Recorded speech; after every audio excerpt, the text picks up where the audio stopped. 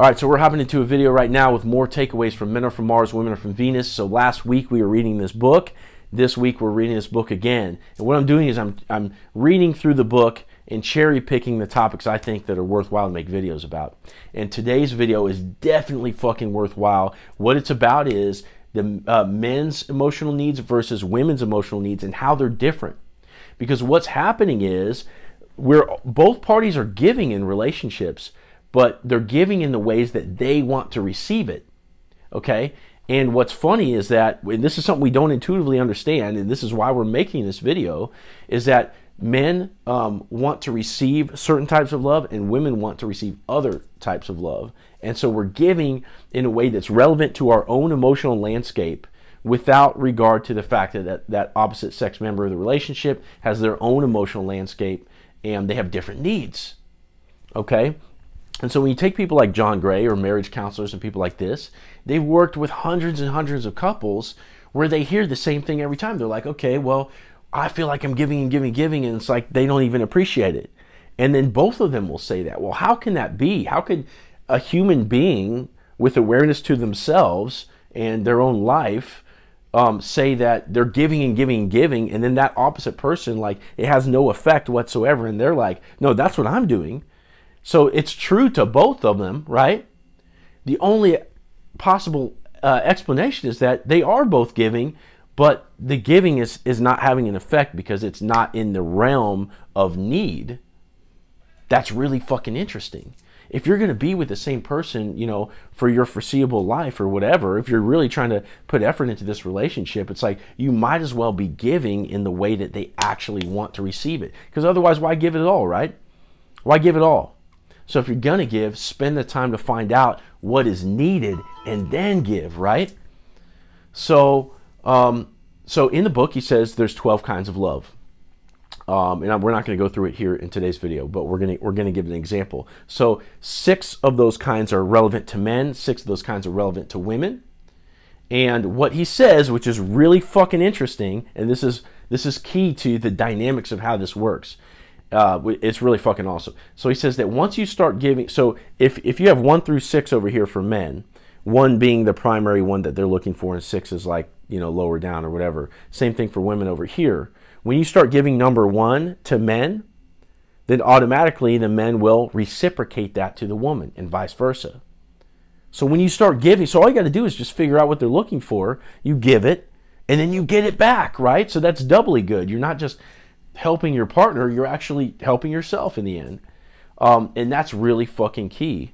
All right, so so what he says in the book is that a man's first, so this is the example we're going to go through today. So the first quality that a man is looking for is trust, okay? And the first quality that a woman is looking for is caring. So the second that a man starts caring for the woman, starts being attentive to her, making her feel like she's special, listening, fucking just doing little sweet little things, right? Just pouring his attention out and just caring for that woman, just doing everything to actually let her know that he fucking is present with her and he loves her, right? Once he starts doing that, what happens? She starts to become open and receptive to the man.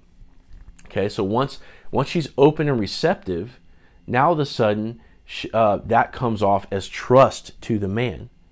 Okay, and so what trust means to a man, this is how he states it in the book, is that she has faith in his abilities and his intentions. Okay, this is really big. So I'm trying to state it just like he says it. She has faith in his abilities and his intentions. Okay, so if he's a plumber, he goes off to work. She trusts him that, you know, he's going to remember all his gear instead of nagging him as he goes out the door. Hey, did you forget the plumber's tape? Did you remember your wrench? Whatever. Don't show your butt crack when you're under the sink, you know. And so she's going to have faith in his abilities, you know. And he's going to go out there, fix some pipes. He's going to come home with his paycheck. And now all of a sudden, because of that trust, of his own accord, just like we talked about in the other videos, because men want to accomplish shit on their own until they decide they need help, he brought home the fucking bacon, and now he's of use to her. We want to feel needed. every man wants to feel like a hero to his woman. He says this in the chapter too. It's like we all want to be like a knight in shining armor to our woman. That's 100% true. It's 100% true. If your man doesn't feel like that, then he's not the right man for you. We want to feel like that. We want to feel needed by you. We want to feel like the guy that can, you know, fight off any other guys that are, you know, treating you inappropriately. We want to feel like the guy that can, you know, get up there and reach down that thing from the shelf for you. We want to be of use to you because we fucking love you, right? So that's that. So once a woman is open and receptive to the man, she's going to be trusting of his abilities, and that's how this shit works. It's reciprocal, right? And again, the more open and receptive a woman is to a man, then that creates space for him to care for her, you know, because he's getting what he needs, she's getting what she needs, and it just works like that. And so in the book, he goes through by each set, right? So 1 and 1 for man and woman, 2 and 2 for man and woman, etc., all the way through 6, and talks about how each one reciprocates for the other. And so we might go through that in another video, but for today, it's just important enough to say that, look, there's 12 kinds of love. Not all 12 are extremely relevant to each sex in the same way. They're sort of like separate, okay?